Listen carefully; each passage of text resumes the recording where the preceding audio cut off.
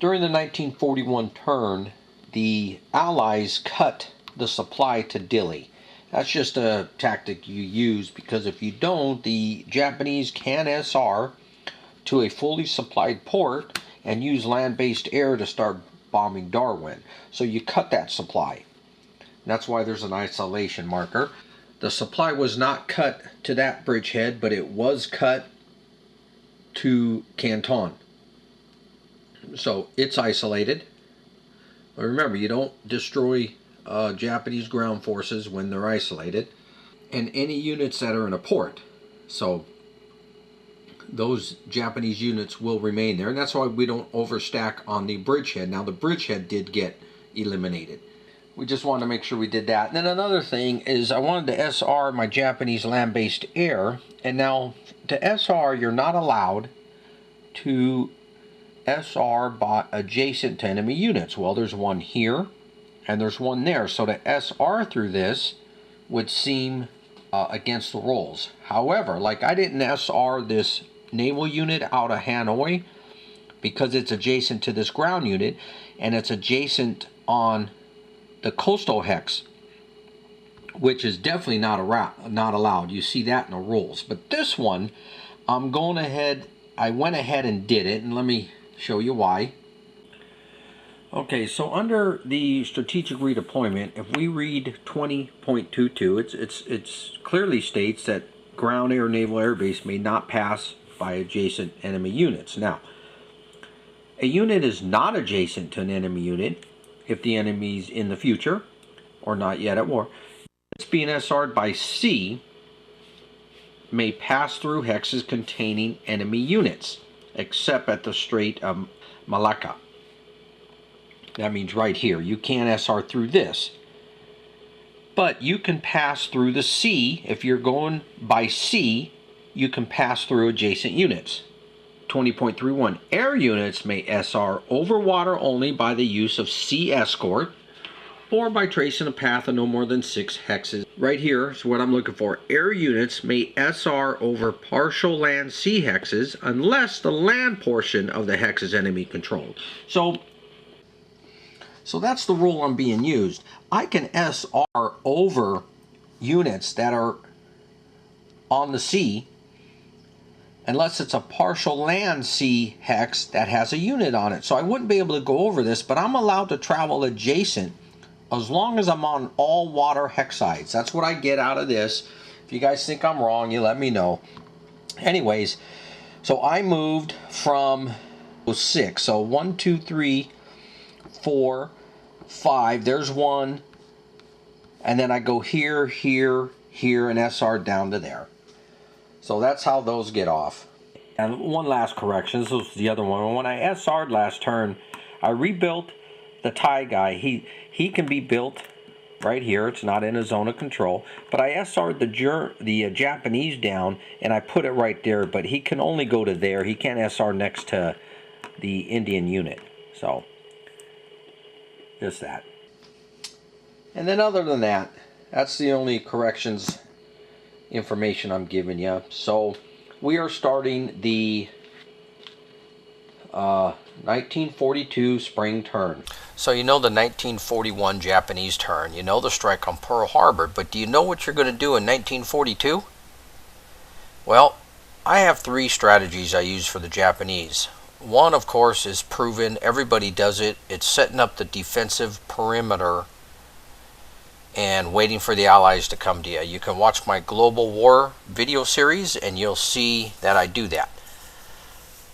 And then I have 2 other strategies that I haven't used in the game, but I think they're pretty viable because there's not a whole lot the Americans can do about it. And that's what I'm going to run through right now just to see how well it will work. Now, the first one we're going to talk about is going to attack Pearl Harbor again with an airstrike in 1942 spring. Now, this won't take anything away from the rest of my invasions and everything else I'm doing to secure my Japanese empire. So that's what we're going to look at first. The second one, after we look at that, will be Japanese airstriking Pearl Harbor in the spring, in the summer, and in the fall, and invading Hilo. Now I have to forego some invasions to, in the Southeast Pacific to do this, but we're going to see if it's a viable strategy and if it will work good. So let's start with the first one. We are starting the 1942 spring turn. First thing you do is magic draw. Now the Magic played their variant. Variant number 3 has been played, and they get an extra magic draw. That's their 5. They only got 2 out of the 5. A little disappointing, but that's what they got. Next thing we do is declare the options, and I need an offensive option in the Pacific and an offensive option here, because I'm going to attack in the southeast front. Patrols, if you're going to move a patrol out, you can't make base changes for naval units to a patrol hex and then move them out. They already have to be there. Going to send out 2 patrols at this time. We're going to come out with, remember, you have to have an offensive option to do a patrol. This patrol is going to go 20 hexes back to Pearl.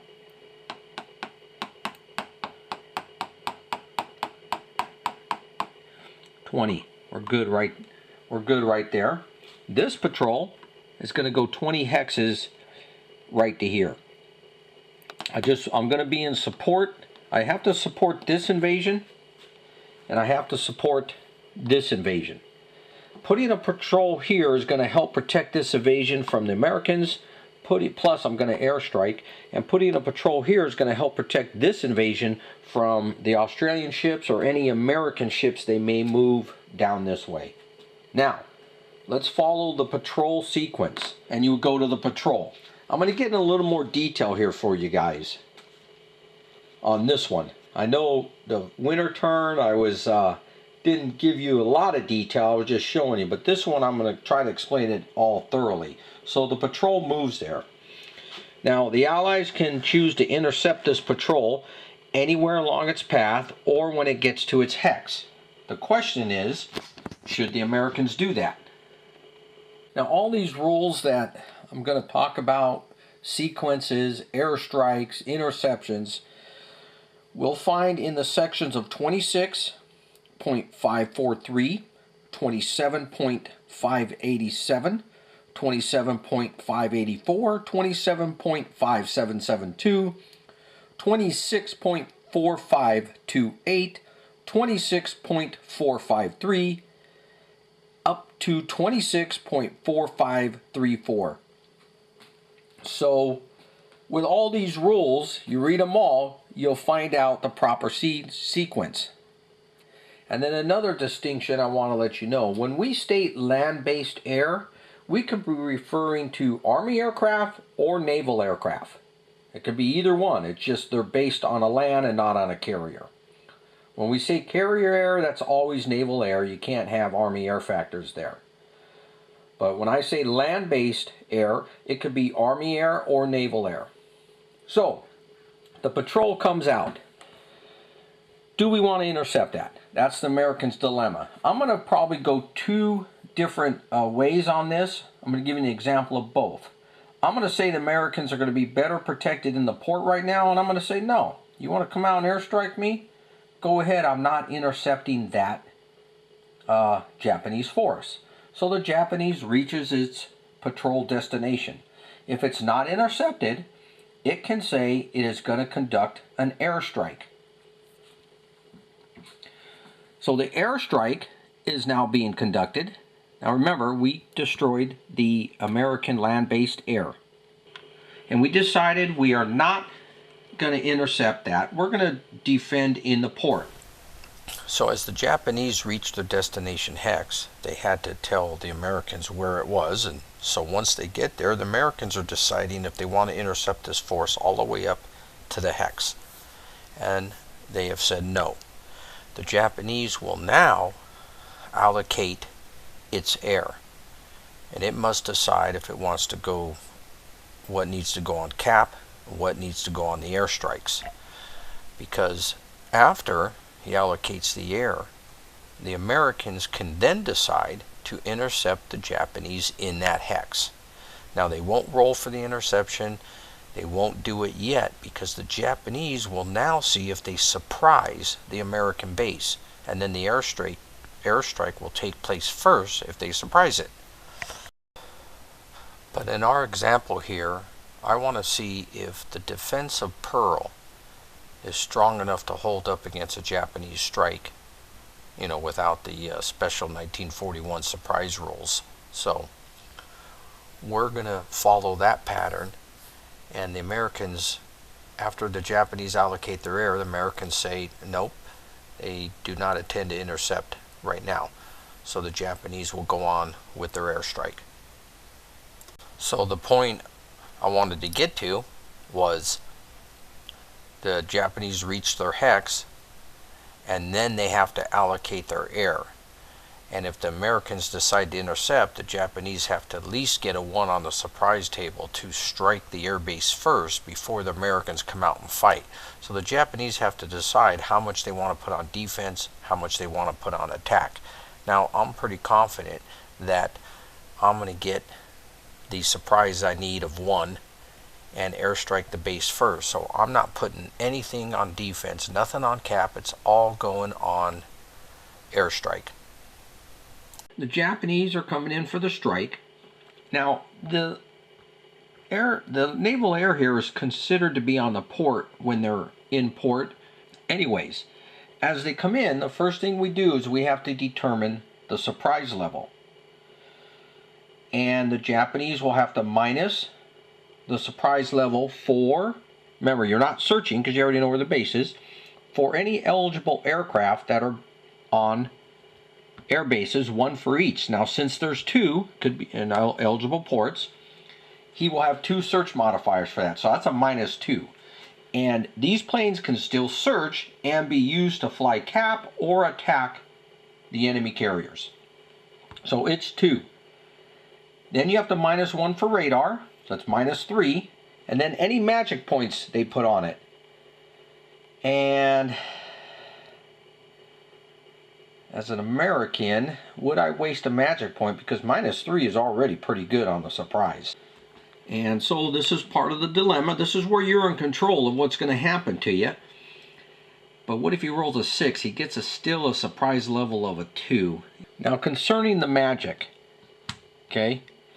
If I use magic points right now during the movement phase of this patrol, then the magic is spent. If I wait till the combat phase and I choose to use a search or surprise modification with the magic, I can still use the magic counters to SR 9-factor fleets during the combat phase. That's the other thing that may be a little controversial here. As the Japanese come out with a patrol, the Americans are allowed to use these magic points. They can send 9 fleet factors, so it can be the carriers or the fleets, anywhere else to another port and get them out of danger's way. However, the rule here states magic SRs, this is what we're talking about using the magic points, are made during the Japanese player turn, immediately after the Japanese air and naval missions are announced. That's all. So here I am doing a patrol, which is a mission, and I announce the airstrikes, and some people may think, hey, I'm allowed to move 9 fleet factors per magic point at this time, but that's not correct. It's not done during the patrol. It has to be done, the key words here are during air and naval missions after announced. And when do you do that? Right under the offensive option combat phase, it says the attacker announces all air and naval missions except from, but that's the key word, announces all air and naval missions. That's when you're announcing the missions. The patrol, even though you have to use an offensive option and it is a mission, you don't have to announce the airstrikes. So therefore, it's not done after that announcement of the airstrike. It's only done when you announce the air and naval missions that you're doing in the combat phase. So you don't get the magic SRs until the combat phase. So that's the way we do it. And let's get on with it. So he has 2 magic points. If I use them now, I can't use them later. And the question is, am I going to have any carriers here to get out of here later? I mean, I don't think there's an invasion force coming. You look around, he's not invading it, so why should I leave? Yeah, let me put one magic point. So now he's going to -4 off this surprise roll. Here we go. Yep, and he got the 6. So that is a 2. On the surprise table, the enemy's cap is caught off guard. There's no +1 for their cap, because all cap gets a +1. The cap's caught off guard, and this magic point is done. Still have one left. Now, as they come in, the first thing that happens is the Americans will decide to use cap. Now, here's another decision. The Americans don't have to send cap up. If they don't send cap up, what they can do is go out and strike the Japanese ships. You can't do both. You can't fly cap over a land base and go out and attack naval units. You have to decide one or the other. So if the Americans decide not to fight cap because they want all their planes to hit the Japanese carriers, well, when the Japanese go to assign their strikes, they're going to, attack carriers, but they can also attack the land base itself. And when they do that, they're attacking the air units, so they can destroy these air units on the ground. So I'm going to go ahead and fly cap with 6 of these. So I do that, and I announce how many I want to fight. And I'm going to try to take on 4 here. So I choose to fight 4. The Japanese, who can now decide what units will engage them. Because remember, when you lose elite naval aircraft, they're out of the game. Like, I got to get these out of here. You replace them with normal aircraft. There's no more +1 elite once they die. So since that's not the case here, they're just going to take their 4 and we're going to go into a fight. Now this is just an air battle. So I have 6, he has 4. I get a +2 because of my numerical superiority, and then they're elite, so they get a +1. So it's a +1 to the Americans. So we're going to +1 to the white dice. And it's a 6 to a 3. So that worked out good. Japanese lose 3 aircraft. So 3 elite are dead. And Americans lose half, rounded down, so they only lose 1. So that worked out great. So that's all we're trying to do. We're trying to see how terrible the Japanese can get hurt here. So that was a great roll. Anyways, now these stay on the base. They do not add to the defense of the port when we make our air defense die roll, which is what we're going to do now. Now this is where it really gets tough, because the air defense of this port is crazy. You get, for every 9, so you get 1, 2, yeah, you're going to get 3. No, sorry. Yeah, you will get 3. So you get, for every 9, and you round up. So there's 3 defense just for the fleet sitting there. Because of this objective, it's another defense of 4. And then 2 points for each port there. So it's 8. You don't count the carriers. So it's a total air defense die roll of 8. Crazy. Let's see what we get. And there's no modifications on this because of the surprise level is only 2. 7. 7 says 2 more shot down. You're out. And 2 are aborted. So I'm just going to pull this back. There's 1 left out of that. This is what presses home their attack. So what do we want to attack? Plus this 1, so it's 3, 6, 9, 10. I got 11 aircraft going in, and I want the carriers. That's what we're after. And if I remember correctly, I can put 6 here. I think it only takes 5. So out of 3, 6, 9, 10, out of 11, I'm going to put 5, 10, and I'm putting 1 to airstrike the land base. So that's how it's going to be divided up. And now we airstrike. Now the carriers get an air defense roll. Their defense is 1. So this is 1 carrier against 5 planes. He just got a 7. And he boarded another one. And then, oh, so we'll just leave that like that. 3 have been aborted. So this is actually what I have now. The other carrier rolled a 3, and that missed. So nothing happened there. So now, and this one missed. So instead of 5, it's only 4. And this one still has 5. And the one left is hitting the land base. So 4 is now hitting Lexington. Elite aircraft, add 1 to the attack die roll. And we have a 9, which becomes a 10. And it's 4. 2 are damaged. 2 are sunk. And then 4 are damaged. So all the 4 sinks it. The Lexington is sunk. These are done. I have 5 hitting that carrier. And 7 becomes an 8. And it's a 2-4 again. A 2-4 will destroy the carrier. That's 2 carriers sunk. And then 1 aircraft is now hitting the land-based portion. And I have 8. And we destroyed 1 and damaged 1. Well, the damaged 1 stays there, but we destroyed another one. So, as a Japanese player, these all fly home. I'm pretty happy. I have 3, 6, 9, 12. I still have 13 planes left. I'm pretty happy with the results. Question is, do I want to keep hammering? It's that air defense roll where I'm going to lose another 3 aircraft. I got to fight the cap, but then I'm going to get rid of those naval planes. So the question here is, should we continue? Or did we already succeed in what we wanted? Now another round can continue, and we're thinking about it. I'm pretty happy with the carriers gone.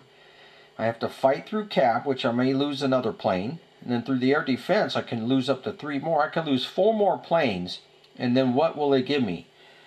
If I go after ships, I'm going to sink some more American ships, or I go after the planes. I've already lost in these 2 turns 6, 7, 8, 10. I've lost 10 naval aircraft. Not all out of this force, but remember, you have a reconstruction rate for naval aircraft that have been destroyed. I can only build 3 of those a turn. So that's turns out pretty well. If you come back in the spring of 42 and attack Pearl Harbor, you're going to sink 2 American carriers if they stay in port. Now at this point, it's just, a matter of gameplay. It's up to the Japanese if he wants to continue striking the naval units or go back home and continue with his defensive perimeter. But for our sake, we need to see what happens if the Americans decide to come out and intercept the Japanese task force. So that's what we'll look at now. So instead of the Americans just staying in Pearl, they're going to decide to come out and intercept. But what I have to do is rework the 1941 strategic redeployment phase with some ships, because now that I know the American player would come out and attack my patrol, attacking him in 1942 spring, he has more naval units than I have. He has like 22, 23. So I have to gather more naval units and get them into my task force. And this is where I'll get them from, back here in Asia. To Chongqing, I'm going to SR them to truck, or at least 4. I'm going to send 2 back to Japan, because I have this ship that's going to be able to move this turn, and I'm going to move him down. What he's got to do is watch the British, because remember, this is my invasion force here, and if the British decide to attack it, I have to counter it. So we'll do that. So to clarify what I just showed you is I had to get more ships into my task force if I'm going to go out to Pearl Harbor, and I could really only scavenger 4 more ships. So I put 4 more ships in there, and I took them from over here at Sarawak, because they were watching the British fleets in Singapore, but I can move the 9 down like I just showed you, so I didn't need those ships there. And I had 6 there watching the British. Well, 2 I just sent to Japan because I do need more stuff SRing things out of Japan for me. And then I sent 4 into the task force. So that's where I got my 4 more. Alright, now we go back to Pearl. So, when the Japanese comes out to strike the patrol, we want to intercept it now. So, if you let the Japanese reach its destination hex, then the Japanese can immediately launch an airstrike on your base. And then, even though you want to intercept them in that hex, you just make the announcement. You do not get to roll for the interception yet. The Japanese will first roll to see if he surprised you in the port. And all he needs is a 1 on the surprise table. It's not very hard to get. I mean, there are negative modifiers against him. It's not too hard to get the 1. If he gets the 1, he gets to airstrike your base before you come out to intercept. And if he gets that, then basically he gets to bomb you in the port, which is just what we got through doing. So we want to avoid that at all costs. So in order to do that, we have to intercept him before he reaches the destination hex. Now, his destination hex, of course, is going to be 3 hexes from Pearl Harbor because he has to fly his planes out to strike you. So you want to basically intercept him 4 hexes away. At 4 hexes away, you need to roll anything but a 6. Anything but a 6? And you know what? Since something like that could happen, and we want to make sure we intercept it, let's go ahead and spend the magic point. So we spend 1, it's guaranteed 4 hexes out, we intercept. So let's go through a naval combat sequence. First thing we do is divide our... now you're using not the patrol sequence, you're using a naval combat sequence. First thing you do is divide your forces up into combat groups. Japanese split into 2. I put my air there, I kept 4 back for cap. And the Americans did the on cap and did 3 combat groups. So we roll for the search. The Americans are going to get 1, 2, 3, and then I think they really want a good search. So let's put their last magic point on the search. So let's add 4 to the Americans' dice. They just rolled a 9. The Americans got everything they needed to know. The Japanese have to tell them what's in combat group 1, and they know everything's there. And for each combat group, right, the number of fast carriers. So that's all he has to tell them. So he says, I have 6 fast carriers in combat group 1. That's all he says. 1, 2, 3 may attack, so we're good to go with our setup. So that works good. This magic point's been used, and now the Japanese search. So this is one of those things where I went by too fast and didn't really explain it. So the Japanese will search. They have 2 combat groups, so they would get a +2 to their die rolls. So they end up with a 4. Search. Exact sir, 1 enemy combat group remains hidden. Combat group 1 may attack. So just what we wanted for the Japanese. This is going to attack. He can pick 1 to remain hidden. He picks combat 3 to remain hidden. So the Japanese can choose to pick combat group 1 or 2. Now remember, he doesn't know what's in it. Either way, the Japanese know, though, to have a combat group, you have to have 9 fleet factor. So it doesn't really matter. He's going to go after 1 because he wants to knock the search modifier down. Now, just because the Japanese didn't find the combat group with the carriers in it, it's a little disappointing, but a great strategy for players is to actually want to hit the other combat groups that may just have 9 factors of fleet at them, because you're going to destroy 1 or at least board 1, and you're going to knock that combat group down below 9, and therefore the opponent will lose a combat group for the next air round, and they won't get the modifier for the search. So it's not a terrible thing. to hit the naval units. Here we go. The difference in this is 9 to a 4 becomes a difference is a 5. So the surprise level is a 5. Air combat between attacking waves and cap occurs only after air attacks are resolved. So the enemy combat is out of position. So now we get a air defense roll, and the air defense roll will be air attack. Yeah, he gets -1, and there's no cap happening between the Americans and the Japanese.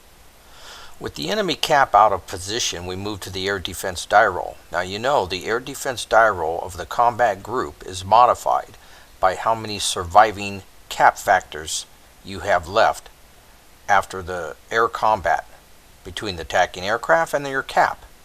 But in this case, since there is no cap, the units that are on cap cannot modify the air defense die roll because the cap was never used. Basically, it's out of position and it's not able to support the fleet. And this is exactly what happened in Midway when the Japanese Zeros were out of position after shooting down a couple waves of American attacks. Well, the next one came in and it couldn't support the fleet at all. So there's no modifier for that. So what do the Americans pick? Are they going to go after this and try to get a carrier, or try to go for another combat round and reduce this one? I say since we caught the cap out, let's do it. We're going after that. So the 5 American planes will strike the enemy carrier group. He gets an air defense die roll, but he has to subtract 1 off this die roll. 9 becomes an 8.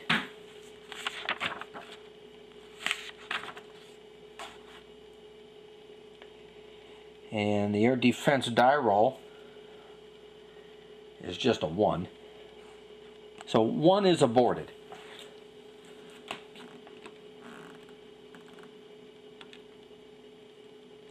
So now he goes in after a carrier. So this goes back. It got aborted. And now he's going to pick on a carrier. And the carrier gets a defense die roll of 1. And that's a poor one. So that missed. So 4 concentrate on 1 carrier. And he gets +1 to his airstrike. And 10 becomes an 11. And he just sunk a Japanese carrier. So the Japanese lose 1.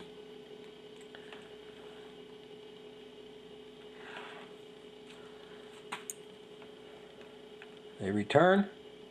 So real good. Americans did good. The Japanese are allowed to attack one of these forces. Oh, sorry. We now fight the cap. Forgot that. Cap gets fought now. And there's 4 elite. And I'm going to pick, we're going to let him go home. I'm going to pick 3 American aircraft. So with numerical superiority, I get a +1, plus I'm elite, +2 to the Japanese die roll. Japanese are red. And they get a 5. They end up shooting down an American plane. So another American plane dies. And Japanese will lose none. So that worked out good for the Japanese. Let's go ahead and strike. Now I don't know what he has in him. I have to pick one. Combat group 1, 2, and let's go for 1. And we find out it only.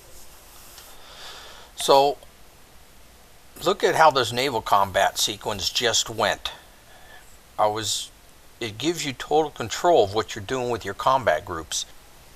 I put my American carriers in combat group 3, believing I can get a good search roll using my magic and my 3 combat groups, and a good enough search so that all 3 of my combat groups, even the 3rd one, which is a little more difficult to get to attack, I would be able to get them to attack with a good search roll. And I did. It worked out good. And I was hoping that the Japanese, with a less favorable search die roll, would only be able to find combat groups 1 or 2 and not be able to find 3 because you need a good search roll to find combat group 3 or higher, 4 and 5 even. So that really worked out good for the Americans. They set it up properly. It was the decision of the American player to put their carriers in the 3rd combat group that saved them from getting hit from the Japanese on the first turn. Now the Americans don't have a lot of carriers, as you know, but they may be able to sink another carrier if we go in a second naval round. But it was a good setup. Now in retrospect, the Japanese also set up well because they put all their carriers in the 1st combat group, knowing that their search modifier would probably not be as good as the Americans, and therefore if they located any combat groups of the Americans, they knew probably only their 1st combat group would be able to attack, 1 or 2, but at least they would get their 1st combat group able to attack. So they put all their carriers in combat group 1 to make sure their planes would be able to strike, and that's exactly what happened for them. So both of these setups I think were very good based on the fact that how they believed their search die roll would go. So very good intricate control here of your combat groups when you're fighting a naval battle. It's up to you with a lot of these tactics. He has 9 fleets. Let's attack it. He gets an air defense die roll. And a 3 misses. Not good. And now we attack with all our planes. We have... Due to some lost video, wasn't able to show the airstrike on the American units. But as you'll pick up here at the end, the Japanese rolled real well on their airstrike, and they sunk 4 of those 9 fleets and damaged 5 of them. So that now the 5 fleets that were left out of the 9, so all of them were damaged, and they returned back to port at Pearl Harbor. They can be attacked now by submarines, but me as a player, I don't waste my submarines too much on surface fleets. I save them to if I damage a carrier, then I go after the carriers. So I'm not going to attack these ships returning to port. 5 returned to Pearl and 4 are sunk. Now, since there's been a fight and eliminated ships, we decide, do the Americans wish to stay again, or do they want to withdraw? Both sides will decide. Well, the Japanese aren't withdrawing. The Americans decide. Now, this is one of the things, we can go back to port and take our chances there, but the search modified die rolls will be a little less. Let's see what we got. There around 2. We're going to go ahead and take our chance again. I mean, we already know if we're caught in port, even though we're going to destroy some aircraft, we're going to get hit. Here, he may not search you. So, let's do it again. Second round. The American search. He has no more magic, which the Japanese are happy to learn. And he has 2 combat groups. So, he gets to add 2 to this dice. And he gets a 4. And on the search, 1 enemy combat group remains hidden. Combat group 1 may attack. Now the Americans failed. Only this one can attack, but it's a surface ship. He won't get a good surprise to use it. We'll see, I doubt it.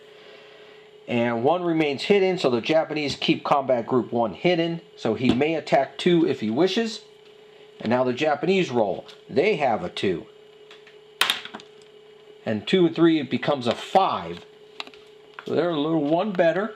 1 enemy combat group remains hidden. Combat groups 1 and 2 may attack. So now I can attack with this. He chooses this to remain hidden. This one's going to get hit. So, here we go. Let's get the surprise level. It was a 5. The surprise level was a 1 in the Japanese favor.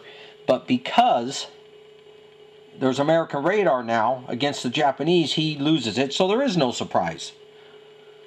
So let's conduct the Japanese strike. We're taking our planes again, and they all are going to hit the only combat group they can, and they're going to hit Combat Group 1 right here.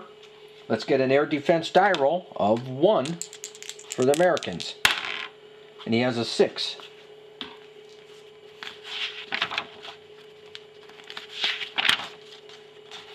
And a 6 is a 0. So the Japanese will attack. 3, 6, 9, 10, 11, 12. Plus 2 and elite, plus 3 to the air attack. Wow, 9, 10, 11, 12. Now I just want to be clear, and I'm not saying certain things. For example, before we roll for the search roll, in every round you allocate your air units. So you'll already see them on the naval boards where the air is allocated, even though I'm not mentioning it. You have to allocate either to attacking naval units, defensive cap, or airstrikes where you attack land bases. And then here I kind of went fast, but the Japanese got modifiers because they had more than 10 attacking aircraft. You get a +1 to your dice roll for each factor over 10, and then their elite aircraft, so you get a +1 for that also on the air attack. That's why they got those modifiers. 6 ships are sunk, the rest damaged, so the Americans lose this. And these 3, well, hold on. There's 7 damaged. So now this gets damaged, this gets damaged, this gets damaged. Another damage is put on that. So the entire 9 fleet is sunk on this one. And that's the end of that round. No, sorry, the Americans get to attack. And they can only attack Combat Group 2. Let's take an air defense die roll of 1. And 7 destroys 1. 1 American goes down. And we attack the 9. 3 factors. He gets a 5. Sinks 1, aborts 1.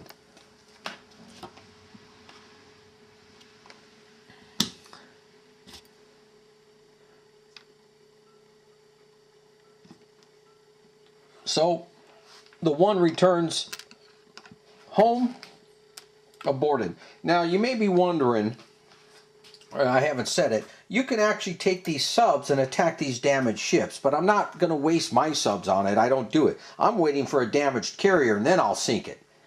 You know, forget the fleets. So here we are. One thing I failed to note was when we lost that carrier, one of these planes, because remember I was already short 2 planes, so one carrier that was holding 1 elite aircraft actually got shot down, or it couldn't land anywhere, so it's actually dead. So I just took it off the cap. It didn't change this attack. So here we are again, back to the same. I still think it's good for the Americans to come out. I mean, at least we're sinking some Japanese ships. We sunk a Japanese carrier. I'm just wondering when it's time for the Americans to withdraw and go back inside the port. They're only down to 5 naval units. The Japanese now outnumber them 7, 8. They have 15 plus the carrier force still. And I'm really getting hurt here. I guess I can't let the patrol keep striking the port. Well, I guess I can. Yeah, let's see. I mean, we're committed. If I go back to port, he's just going to strike me there. And I do get an air defense roll that's better, but I won't be hitting any more Japanese ships. And as it is right now, I have sunk a Japanese carrier. So the Americans are actually doing pretty good here. So I think either way I go at this point as Americans, it's like they're pretty much, they've done the best they could. They sunk a carrier. I think either way now their cause is lost. But you never know with the search die roll modifier. I may get lucky and get to go after carriers again. So we're going to try it. So we're down to 1 combat group each. Nobody knows that on either side. I still put 3 on cap. The Americans still leave 1 on cap. and the rest are attacking naval units. Let's do the search modifier. The Americans only get 1. Add 1 to the dice, they get a 3. The Japanese get a 2.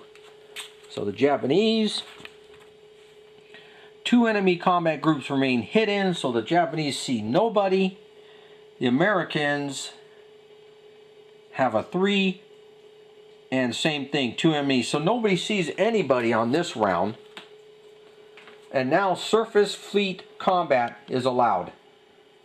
Before we go there, let's see what happened on the surprise. It's only a level of 1 for the Americans.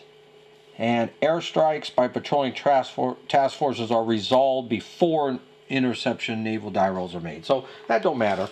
So yes, we're going to get into a fleet combat. First round of fleet combat, you take, unless the surprise level is higher, you only take the fleets that are in the first combat group. And all of them have to be committed. So the Japanese engage with their fleets and engage the Americans with their fleets. The combat die roll is simultaneous. You have die roll modifications for the nationality, and it should be the same. Yes, United States and Japan are the same, so there's no extra modification there. So let's attack with 5 on the fleet combat table with the Americans. And Americans get an 8. They have 5 ships. They sunk 1 and 2 go home. The Japanese have 10, 15. Here we go. And they get a 5 at 15. And 1 sunk and 3 damaged. Numbers are right. So now, does anybody wish to withdraw? Americans. Okay, let me explain what happens with the surface fleet combat. I didn't show it, and I was missing some things. But once fleet combat takes place, you take every surface fleet from combat group 1 of the Japanese and the Americans. They become known, they're placed on the board, and they will get in a surface battle. We've done that, you saw that correctly. But what really happens is even the carriers are put on the board now, because now everything's known. The combat groups have come together in a surface battle, and now they're eyeing each other. So now the search modification basically becomes irrelevant as far as searching out that combat group. So everything's known on the board. So the Japanese combat group 1 is known, the American combat group 1 is known. Now, according to the rules, they will still stay in combat groups. They're just not officially numbered anymore, combat groups. Therefore, they will not modify any future search die rolls. So you put these on the board. If we were to go another round, you're still going to search though. You still search because you have to see your surprise level, because in the surface engagement, they're saying even though they see each other, one side may achieve a surprise over the other as far as when the airstrikes are taking place or for fleet combat. So you still run through the search and the surprise to see where you're surprised at. Even though these two forces now, these two combat groups facing each other do not modify the search die roll, and they can be attacked every turn. Now the other thing is, if the Americans stay in combat here, and you see they only have like 1 surface ship left, and they go to, now you have a surface engagement after every round of airstrike. So if we go to another surface engagement and the Japanese inflict losses on the American fleet that the American fleet cannot cover, the excess losses are now applied to the American carriers, and the American carriers will get sunk by surface ships. So at this point, I think that's kind of ridiculous for the Americans to do that. We would go back to port. Let's withdraw from the battle and make the Japanese attack us in port and sink us. At least we get a good air defense die roll and shoot down more Japanese planes. We are back in port, and the Japanese continue to their patrol hex, which is there, and now they're going to conduct an airstrike. Remember, these ships that went out and fought are done, except for the carriers. Now that the Americans withdrew from the naval combat and lost, you can say they lost, even though as an American player I'm happy with destroying the Japanese carrier. There's one thing I did wrong. The damaged ships that had returned to port are automatically repaired. They do not stay damaged once the airstrike starts on the port. However, any airstrikes, once the airstrike starts on the port, if you damage ships then they will stay damaged in continuous rounds of airstrikes. So, the Japanese moved to their destination Hex, and they say they are going to strike the airbase. Now at this point, Americans can choose to intercept this task force. However, the task force has already been intercepted, and you can only intercept a task force once along its path. But once it reaches its path and it starts commencing with airstrikes, you can now intercept that task force at the beginning of each round of airstrikes. However, the American ships that were used to intercept this Japanese force as it was moving to its patrol hex are inverted. They cannot be used again. So the entire force hits the land base. Let's see what we get for a surprise. And he does get search modifier, so he has to subtract 2 off the dice, and radar, so he does have to subtract 3 off this die roll. And it's 0, so no surprise. So Americans fly up cap. 4. Let's try to attack 3. It's an even battle. Let's do it. So that's an even cap. Oh, the Americans get a +1. So it's actually a +1 to the Americans now. Americans are white. Oh my gosh. So the Japanese lose 1 elite. And Americans lose none. They go on to the strike. So fleet combat is determined even with the air defense will go after the cap. You can't add the cap over land bases to the modifications, but damaged fleets do count. So you have a 9, so it is 1. The objective's 2, and then 2, 4. So there's a 6 defense going on for Pearl Harbor. And we just rolled a 4. So one more Japanese elite plane is shot down. And one or more? And 2 are aborted. So 9 Japanese press the attack, and we want the carriers. So I think like last time, well, I have to go 5 and 4. So the first carrier gets an air defense of 1 against the 5, and he gets a 6. That's 0. And the one against the 4 gets an 8. And an 8 aborts 1. So 5 will attack the Lexington. And remember, you get to add 1 for elite. So 3 becomes a 4. And 1 is 1 hit and a 3 damage. So we have a wounded carrier. And the next strike is only 3 planes. And we have a 10. Add 1 becomes an 11. That's a 2-3. This one is sunk. So the Americans lose the carrier, and the Japanese are going to strike again. They're not done yet till this carrier is gone. Here we go. They're all coming in again, and we roll for surprise again. And we have to -2 for the eligible and 1 for radar, so you're going to be -3 off this, and it is a 1.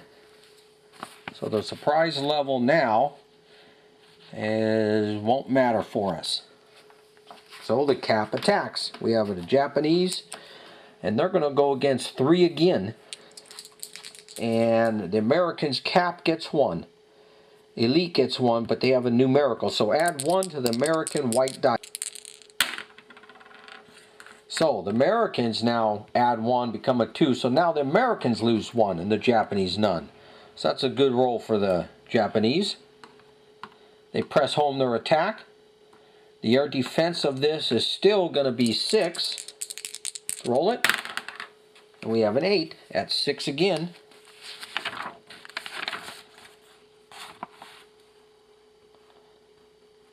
And 2 are aborted and 2 shot down.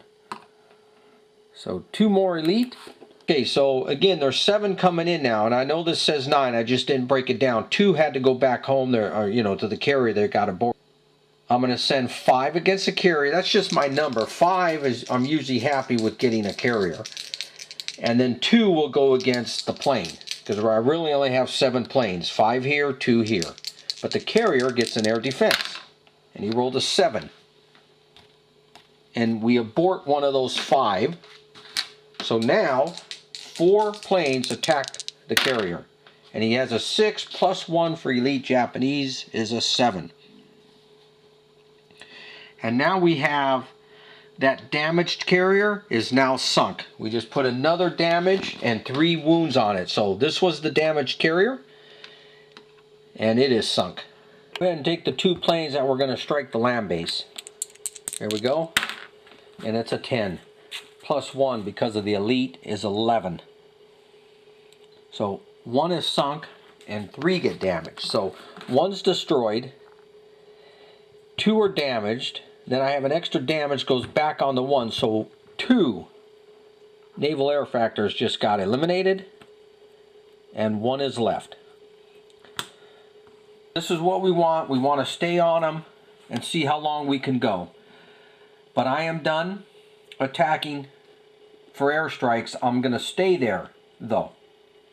And I guess there's not a lot of point in staying there because they're going to protect my invasions coming out here to Wake. And all the rest of the American naval units are... Yeah, let's send it back. That patrol goes home. He's done. So, the patrol's done. And now we move on to the combat phase. And you will see that not much really hurt me by sending these 6 carriers back out to Pearl Harbor again. Now I had to use some ships, so therefore what you see here in the Philippines with the tanks, they're stuck there for another turn. I didn't have the ships to get these off. I want to move a couple into India and a couple into China. Then over here in Malaysia, remember we failed. If you watch the other videos, we had failed our attack into Malaysia, and I would attack that now again at 2-1 with the forces I have there. And then the British fleets that are still there, I had to use a 9 ship to watch them because the invasion coming from Java has to move from Java over to Rabaul. That's the Marine and the 1-2 infantry. And that invades Rabaul at 2-1. So the British could intercept that, so I need 9 fleets watching that. And then I already have set up the invasion of Wake Island, another 2-1. And actually, I actually went through these and rolled them, and I actually lost 9 ships at the Wake invasion because of shore bombardment. I rolled an exchange, but whatever. You have to take these. You have to take Wake. You have to take Rabaul as you still want to advance. So I was able to do everything I wanted. I just don't have the shipping to move those guys off the Philippines. And then I didn't have as much shipping to SR people out of Japan that I wanted to. But I'm still able to do it. Now, if we were to analyze the measure of our success, this is what we would come up with. The objective was to draw American carriers out or destroy them in port. And that was 100% successful. We sunk 2 American carriers, destroyed all their airplanes, and destroyed more fleets. We lost 1 carrier, and we lost from the Pearl Harbor strikes alone. I'm not talking about what happened down the Java Sea. The Pearl Harbor strike in 41 and the Pearl Harbor strike in spring we lost about 7 aircraft, maybe 8. So in regards to that, I would say our gambit of striking Pearl Harbor in 42 was very successful. It didn't hurt us on the rest of the board. We were still able to push out our perimeter defense. Another thing I like here is losing the carrier in the spring of 42. I mean, even though that's not optimum of what we want, it's easier to buy it back. We have a lot of money right now, not a terrible amount of losses, and you can buy that carrier, and it takes the Japanese 1 year to build the carrier. So in the spring of 43, right when you would need that carrier, because the Americans will be strong, you get it back. Now when you go on to carrier battles in 43 or 44, you're hurting for money, and you may not want to buy a carrier and sit there wait for it to come around on the board for a year. But right now, I think it's a good thing. If I were going to lose carriers as the Japanese, I'd rather do them right now. Now, as far as the Americans, in the beginning of this video, we wanted to see if staying in port and using the defensive Pearl would protect you any better, but we found out absolutely not. It's way better for the Americans to come out and engage the Japanese. And using our combat groups and setting up our carriers in that third combat group allowed us to be able to attack the Japanese with a good search roll, and the Japanese did not locate the American carriers. So that really worked well there for the Americans. So I'd say, as Americans, yes, do not sit in port. Come out and hit the Japanese if they're going to come and strike you. Alright, so that's a wrap for this. In the next video, we're going to look at the Japanese doing this again, but we're going to try to keep it up the entire year of 42 and see how it goes. See if the losses are acceptable to the Japanese or not.